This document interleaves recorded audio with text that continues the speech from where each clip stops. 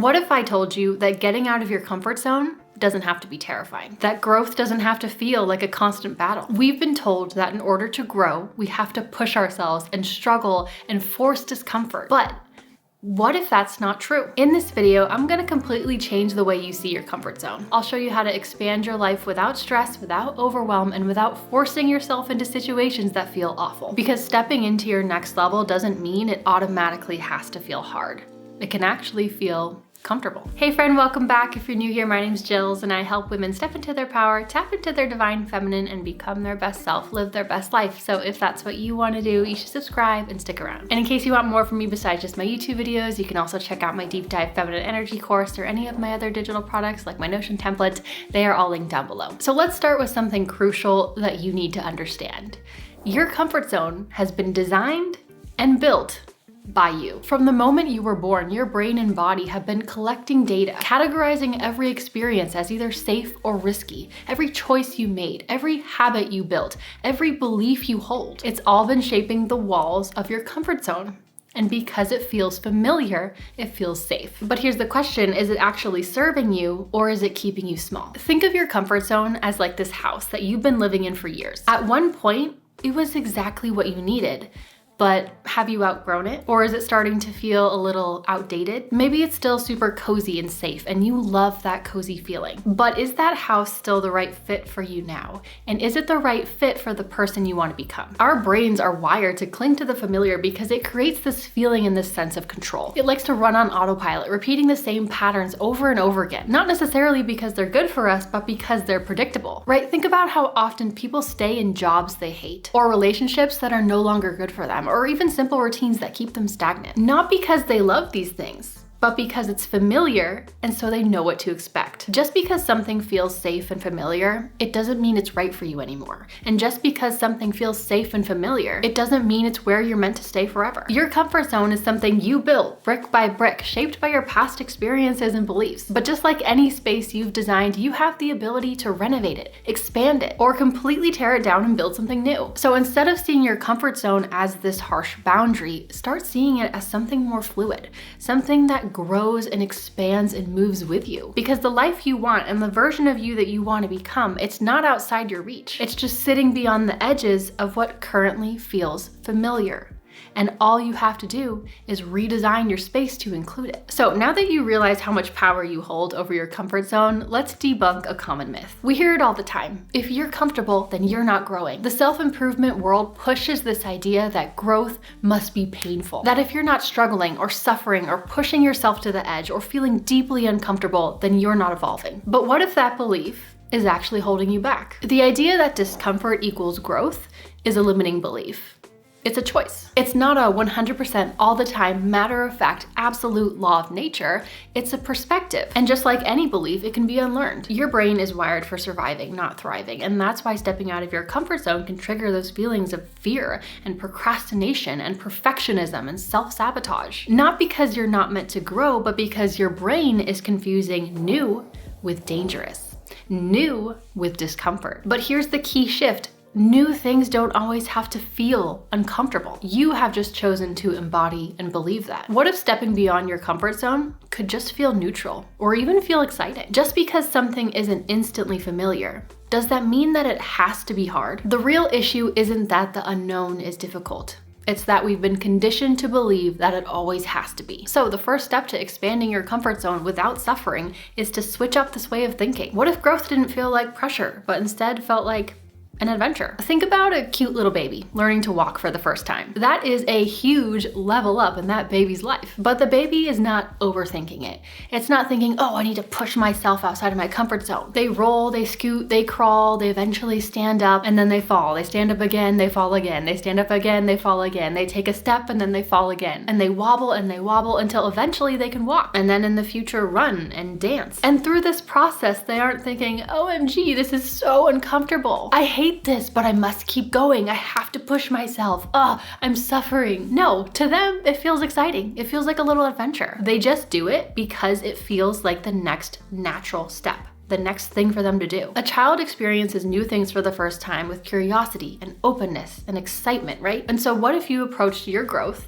with that same perspective. When you remove the belief that newness is threatening, it stops feeling like a battle. You start to meet the unfamiliar with just neutrality and discovery and sometimes even delight. So instead of seeing the unknown as something to push through, start shifting your internal dialogue. Instead of, this is scary, I don't know what's gonna happen, you can say, I wonder what this experience will teach me. Instead of, I'm stepping into discomfort, you can say, I'm expanding into something new. Instead of, this is gonna be hard, you can say, this is just unfamiliar right now. When you unlearn the belief that the unknown equals struggle or fear or discomfort, you become more open to new experiences. And stepping out of your comfort zone stops feeling like a challenge to overcome and starts feeling like natural, easy, effortless growth. So next we're going to talk about how to make the unfamiliar feel a little more inviting rather than intimidating. But before we get into it, a quick thank you to BetterHelp for kindly sponsoring today's video. When we start on a journey of personal growth and moving out of our comfort zone, having someone to process our experiences with can make all the difference. Especially when you begin something brand new or are making changes, having someone who's there to listen and offer advice can be a game changer because it helps you stay focused and clear-headed. Talking things through with someone helps clear the mental clutter, those nagging doubts and overthinking and self-criticism that can hold you back. It's like giving your mind a reset so you can feel more steady and confident. And when challenges do come up, having someone to remind you of your progress and why you started makes it so much easier to keep going. Support isn't just a nice to have, it's essential. And that's where BetterHelp comes in, because BetterHelp makes starting therapy convenient and accessible. It's an entirely online platform, so you can connect with a licensed therapist from the comfort of your own home on your own schedule. After filling out a quick questionnaire, you'll be matched with a therapist in as little as a couple days. And since therapy is such a personal experience, if you feel like the therapist that you're matched with isn't the best fit for you,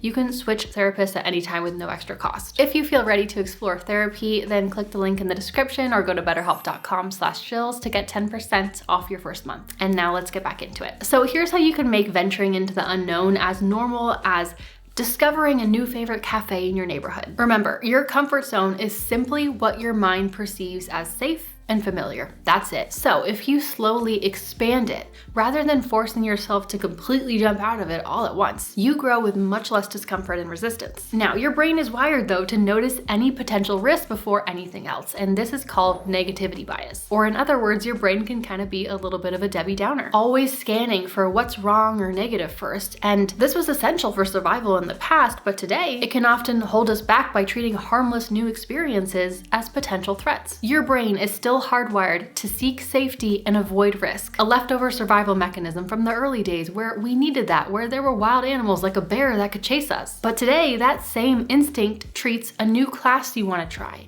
or a YouTube channel you want to start as if it were just as dangerous as being chased by a bear. But as we know logically, that avoidance is not always in our highest good. You might have heard the saying, we often choose a familiar hell over an unfamiliar heaven. Sticking with what we know, even if it's limiting, even if it's painful, simply because it feels safer than stepping into the unknown. So your brain favors what's familiar and predictable, even if what's familiar isn't best for you, because in some way it feels safer. So by gradually introducing new experiences and reframing them in a positive light, we can train our minds to see the unknown as less of a threat and more of an opportunity, shifting that initial anxiety or apprehension you feel into curiosity and excitement. And so what this does is it actually rewires your brain to associate newness with positive feelings rather than negative feelings. So number one, start small. Instead of making this big, massive leap, start with little steps that feel good to your nervous system. Because remember, it's not about escaping comfort. It's about enlarging what feels comfortable to include new experiences. So if you're nervous about public speaking,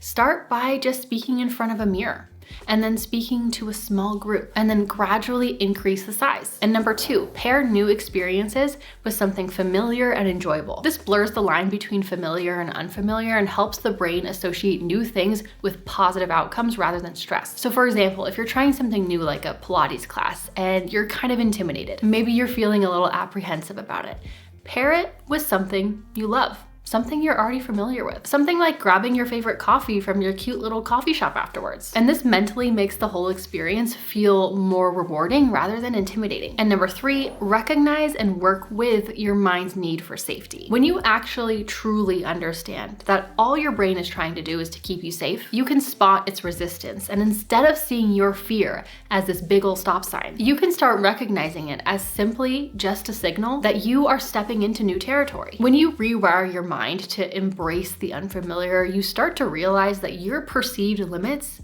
aren't actually real. What once felt totally out of reach now becomes possible, not because anything out there changed, the world didn't change, but because you changed. Your nervous system and your comfort zone expanded to handle more. But what if anxiety or fear does come up? Let me tell you how to work with it and actually make it work in your favor. So here's the thing. Our body's responses to fear and excitement are almost identical, like a faster heartbeat or heightened alertness or even a bit of an adrenaline rush. The biggest difference is our interpretation of those feelings. Fear and excitement both trigger a release of adrenaline and cortisol, stress hormones. However, the context and our mindset determine whether we experience these reactions as positive, aka exciting, or negative, aka scary. So when you choose to greet these cues and those feelings with excitement rather than fear, and you tell yourself that you're excited, you actually start to change your entire experience. And your body will send different signals to yourself based on how you talk to yourself. So for example, if you say, I'm anxious, you are claiming the identity and experience of anxiety, and you are subconsciously creating more of it. All your brain hears is anxiety, and so that's what it focuses on. But instead, if you say something like, I wanna feel more calm, you're sending request signals to your body for calm. And so when you feel some of those initial signs of nervousness, instead of saying, I'm scared of what's gonna happen, you can say to yourself, this is excitement. I'm excited about this opportunity. This simple shift in rephrasing can change your brain's interpretation of an experience. Another powerful way though to reframe this fear is through visualization, aka mentally rehearsing success before it happens. Now keep in mind that your brain cannot distinguish between a real or a vividly imagined experience. And Joe Dispenza talks about this all the time. It does not know the difference. So when you vividly imagine yourself achieving or succeeding in this new situation or this new environment, or you visualize yourself having fun, trying something new, trying something different, you condition your mind to actually anticipate positive outcomes. For example, if you're preparing for a nerve-wracking event like speaking at a big event on a big stage, spend ample time beforehand visualizing yourself speaking confidently and enjoying the experience. Feel the warmth of the lights on your face. Hear the laughter and the positive reactions from the audience. Feel the microphone in your hands. Feel how good it feels to stand up there confidently and command all this attention. And when you do this, you literally start training your nervous system to associate that environment that you imagined or that situation that you visualized with confidence and ease. Because again, your brain doesn't know the difference. So by rehearsing it in a safe space first, aka your mind, where nothing can really go wrong, when the actual moment does arrive, your brain is gonna recognize it and be like, oh, we've done this before. This is familiar, which can make you feel a lot more comfortable. And lastly, celebrate your wins and reinforce your progress. And this isn't just like to feel good, although that's nice, but this is actually like a good psychological trick. Every time you acknowledge your progress, your brain releases dopamine, which tells your mind, oh, trying new things is actually exciting. Trying new things is actually a good thing. The more you celebrate your wins, the more you train your brain to see expansion as a happy, positive thing instead of a stressful, hard thing. So make sure you take a moment to realize how far you've come and celebrate the little wins. And you know what? Sometimes maybe even treat yourself a little bit. So this little shift in perspective from nervousness to excitement, it can go a long way. But it's important to remember though that you are not the only factor when it comes to expanding your comfort zone. Humans are essentially like plants. And as we all know, plants can only grow in the right conditions. But us too, we can only grow in the right conditions and in the right company. The company you keep can make or break your growth journey because just like plants, we need the right environment to grow and to thrive. And what I mean is that some people will help to expand your comfort zone and some people will do the opposite. Be mindful of that. If you feel that your dreams and your desires and what you want to grow into might not be understood and supported by your circle of people, then it might be a better idea to keep those plans closer to the chest. You might have to be selective about what you're sharing. Personally, when I was going through these big transformations in my life, like quitting my job and trying to heal my body completely naturally, I didn't talk about it much. And when I did, it was only with a few selective people because what I was doing was very much outside of the comfort zone of most people that I knew. And I knew that most people around me wouldn't fully understand my vision and what I wanted and what I felt like I was capable of. So staying attached to their perspectives would have kept me stuck. But moving in silence allowed me to not get pulled back down to that original comfort zone, their comfort zone. Growth is easier when you're surrounded by people who support it and see its vision. People who see the comfort zone that you are wanting to move into as normal and familiar. Their energy, their habits, their mindset shapes yours, and it shapes your comfort zone. So choose wisely, because your brain doesn't need any more reasons to try to shrink back into fear. So word to the wise, keep your comfort zone expansive by keeping your circle intentional, supportive, and small if needed. But there's one key piece left, because expanding your comfort zone is not just like a one-time thing. It's an ongoing, evolving process. You don't just expand your comfort zone once and call it a day. If you're not intentional, your brain will always default back to what's familiar, because that's what it's wired to do. And sometimes that's fine. We don't always need to be growing and evolving and pushing the limits of our comfort zone every single day. But in the long term, that's gonna hurt you. In the long term, that's gonna limit you. If you're not actively refreshing your goals and stretching into new experiences and questioning why you're doing certain things, you will slowly start moving back into patterns that limit you without even realizing it. And if you don't check in with yourself regularly, your comfort zone will start to shrink again. So every month or so, check in with yourself. Treat it like a little romantic moment. I do this in my Notion, in my little month-end wrap-up that I do. But ask yourself, what are my current goals and desires? How am I expanding myself to meet them? What limiting stories am I telling myself that's keeping my comfort zone small and keeping me in fear? And is there anything that I keep doing that is familiar but isn't actually helping me anymore? Remember, you shape your comfort zone, and you have the power to redesign it at any time. You get to renovate and upgrade that house that you built whenever you want to, or whenever you feel like you need it. So the main point that I want you to understand, and what I want you to take away from this video, is that you don't need to force yourself into discomfort and suffering all the time in order to grow. You can rewire your brain and train yourself to see newness differently, and you can start seeing it as natural and safe and maybe even exciting. When you stop assuming that the unknown is a threat, getting out of your comfort zone stops feeling like a battle, and it starts feeling like a beautiful, pleasant, happy expansion of yourself. And that is how you comfortably get out of your comfort zone. So now that you're equipped with the tools to get out of your comfort zone, but in a way that feels good, it's time to walk the walk and start taking action and creating the life you want. And so in this video here, I'll give you the exact roadmap to reinventing yourself and rebranding your life. So I hope to see you there, or I'll just catch you next time in my next video. Thank you so much for watching. Bye.